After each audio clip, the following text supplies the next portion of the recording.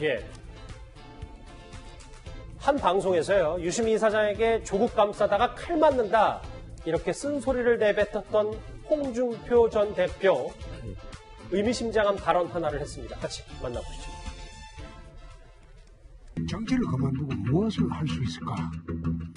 근데 생각해 본 일이 좀 있습니다. 좀 젊은 나이 같으면 다른 길이라도 가보겠는데 지금 나이가 60이 이제 넘었어요. 저도 올해로 공적 생활을 38년째입니다. 정치를 그만두면 할 일이 무엇인지 생각을 해본 일이 없어요. 그래서 이제 내년에 마지막으로 정치를 한번 해보려고 합니다. 내년에요? 예. 어떻게 해요? 지금껏 한 정치 말고?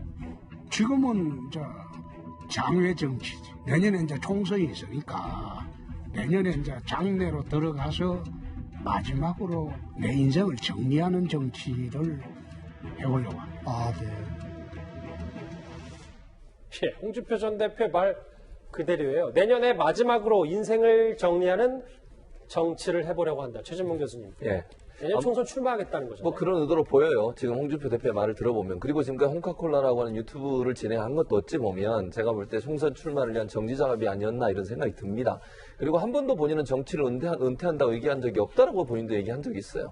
그걸 보면 홍준표 대표는, 전 대표는 총선 출마에 대한 강한 의지가 있는 것 같고, 지금 현재 자유한국당 대표도 공격하고 이러잖아요. 제가 그렇죠. 볼 때는 홍준표 전 대표 같은 경우는 본인의 정치적 어떤 입지나 아니면 어떤 이미지를 만들어내는 의도를 하고 있다고 보여지고요. 홍카콜라도 그런 차원에서, 방송 활동도 그런 차원에서 하는 걸로 보여지고, 출마를 어느 쪽으로 할 거냐, 그건 분명히 밝히진 않았어요. 그런데 아마도 본인의 고향이 경남 창녕군이거든요. 그리고 지난번에 8월에 창녕 함안보 철거하는 거 반대하는 집회에 가서도 발언도 한 적도 있어요. 그러고 보면 아마도 그쪽으로 나가지 않을까 하는 생각은 드는데, 그것도 정해진 건 아니고요. 그러나 홍준표 전 대표 입장에서는 이렇게 방송에 나오고 저 정도로 얘기한 걸 보면 총선 출마는 명확하게 생각하고 있는 것을 볼 수 있을 것 같습니다. 예, 그런데요, 이 홍준표 전 대표가 왜 갑자기 라디오 음악 프로그램에 나와서 총선 출마 얘기를 꺼냈을까요?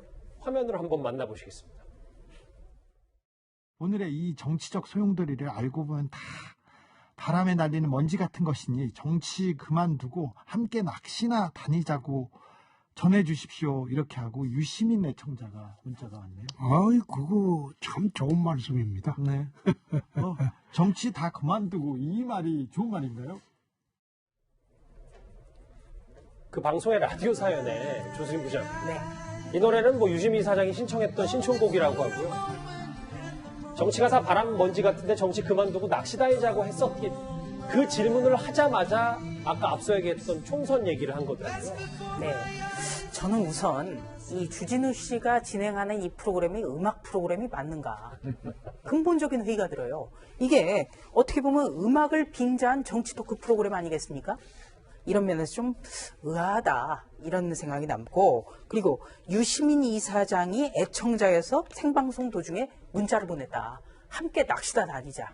채널A처럼 도시여부 하자. 이런 얘기겠죠. 그런데 유시민 이사장부터 유튜브 중단하고 근거 없는 주장 중단하고 그랬으면 얼마나 좋겠습니까?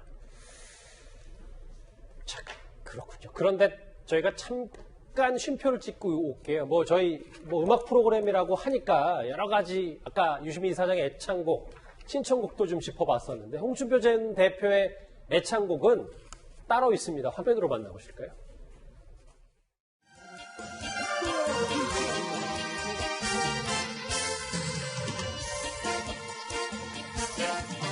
노래하지 말고 갑시다. 노래하지 말고 가고. 자, 그 뒤에서 지금 전주가 안 들려요. 전주가. 이민영 다시 한번 박수로 앵콜!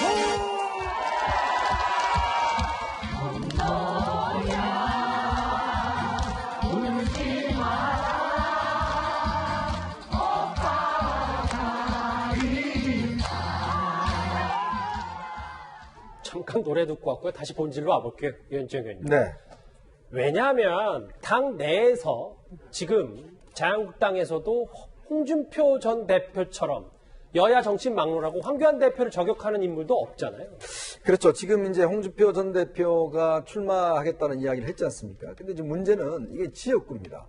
왜냐하면 이제 대선 후보를 했기 때문에 근데 본인 생각은 지금 본인의 고향인 창녕, 밀양, 함안, 여기 이제 어리영 이 지역구에 아마 출마를 하고 싶어하는 것 같아요. 왜냐하면 이 지역의 현역 의원이 엄영수 의원인데 지금 항소심에서 정치자금법 위반 관련해서 그 이제 이 의원직 상실령을 선고받았거든요. 아마 이제 이게 대법원에 확정이 되면 의원직이 상실되게 돼 있습니다. 이제 그러다 보니까 이제 본인 입장에서 보면 그동안 동대문에 있다가 그다음에 이제 뭐 경남지사 갔다가 그다음에 대구에 한번 이제 그 당협위원장을 맡았다가 다시 이제 경남으로 넘어온 거거든요.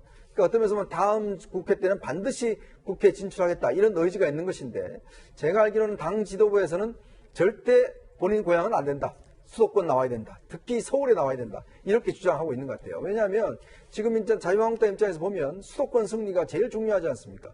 그런 상황에서 이런 중진들이 당연히 수도권에 나와서 어떤 면에서 역할을 해야 되는데 본인 고향 간다는 것은 이건 있을 수가 없다라는 거기 때문에 아마 이제 본인의 어떤 뜻과는 달리 아마 공천 과정에서 상당히 좀 어떤 갈등의 소지가 저는 충분히 있는 것으로 보여집니다.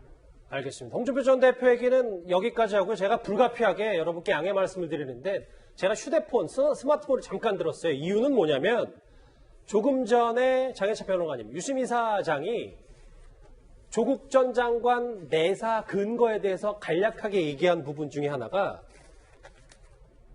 취재원 A씨가 윤석열 총장이 부탁할 만한 사람이자 대통령 직보가 가능한 사람인데 이 인물이 지금 내사를 했다고 유시민 이사장한테 좀 증언을 한 것 같더라고요.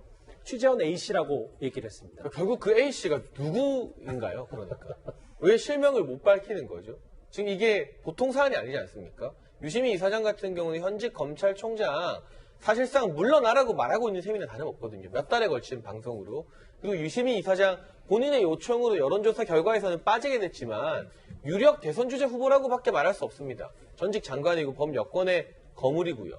그런데 검찰총장에 대해서 또는 검찰의 수사에 대해서 근거 없는 이야기를 계속하다가 검찰은 이유를 밝히라고 하자 들고 나온 것이 실명을 밝힐 수 없는 취재원 A씨의 진술이라고 한다면 저도 제가 아는 취재원 B, 취재원 C 이야기에서 검찰 내사 없었다고 이야기 많이 할 수 있거든요. 예. 물론 어느 정도 그런 이야기들이 정치권에서 떠돌았을 수는 있습니다. 또는 윤석열 총장이 사석에서 관련해서 조국 전 장관 좀 문제가 있는 거 아닌가 하는 이야기를 했을지도 모르죠. 그러나 이 같은 주장을 공적으로 할 때 더군다나 방송 한 번에 수십만 명이 보는 또 수백만 명이 보는 인터넷 방송을 진행하는 사람으로서 지금 검찰의 질문에 대한 답변으로 내놓기에는 너무나 궁색한 근거가 아닌가. 이런 식의 익명의 취재원을 이용한 카더라. 이거 사실 문제 많다고 유시민 이사장이 언론 개혁해야 된다고 하던 그 주요한 레파토리 그대로 언론의 잘못된 관행을 유시민 이사장이 똑같이 답습하고 있다. 과연 이 근거를 보고 설득될 만한 국민이 몇 명이나 되겠나 하는 회의적인 생각이 듭니다. 저 화면 같이 보시면 저 A씨라는 인물이 그러니까 유시민 이사장이 조 전 장관 내사 얘기를 들었다. 그 취재원 A씨를 말하는 겁니다. 조수진 부장. 예, 네. 말씀하십시오. 이게 이 명예훼손 소송 사건에서 이런 경우가 참 많아요. A씨라는 인물이 누구와 대화를 이렇게 했는데 그 사람이 이런 이야기를 했는데 A씨로부터 내가 들었다. 전언의 전언이에요. 전언이라는 게 남이 말한 것을 들은 거. hearsay라고 하거든요. 영어로. 근데 전언의 전언이에요. 이런 전언의 전언은 법적 효력이 전혀 없습니다. 알겠습니다. 일단 본인이 취재원 A씨에게 들었고 청와대 사람이 아니라 외부 사람이다. 그리고 대통령에게 직보가 가능한 사람에게 그리고 윤석열 총장이 부탁할 만한 사람이다. 그 A씨가 누군지도 좀 궁금한데, 예. 네, 그리고 저는 유시민 이사장에게 상당히 불쾌한 게 예. 계속 취재원 이런 단어를 써요. 기자가 취재를 합니다. 그런데 기자는 사실관계를 취재를 해요. 그래서 가령 동양대 최성희 이사장에게도 기자가 전화를 걸었다면 정경심 교수가 이러이러한 걸 했다는데 이것이 사실이냐? 이렇게 묻지 그거를 정경심 교수가 말한 대로 해달라. 기자 절대 그렇잖아요.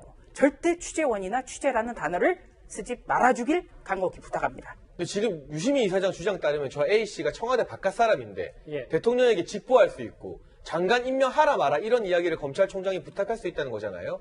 네 글자로 줄이면 비선실세 아닙니까?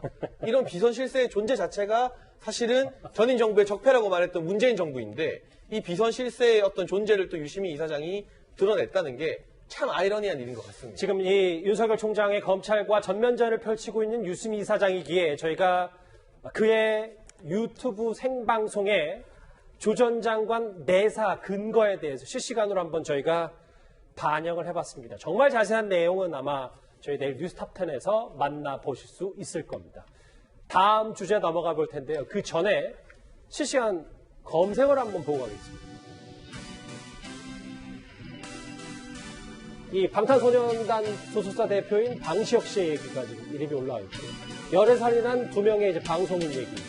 그리고 오늘 수십억 원대 기부로 지금 화제가 된 배우 신민아 씨 얘기인데, 오랜만에 보시는 것처럼 대통령이 실시간 검색어에 이름을 올렸습니다.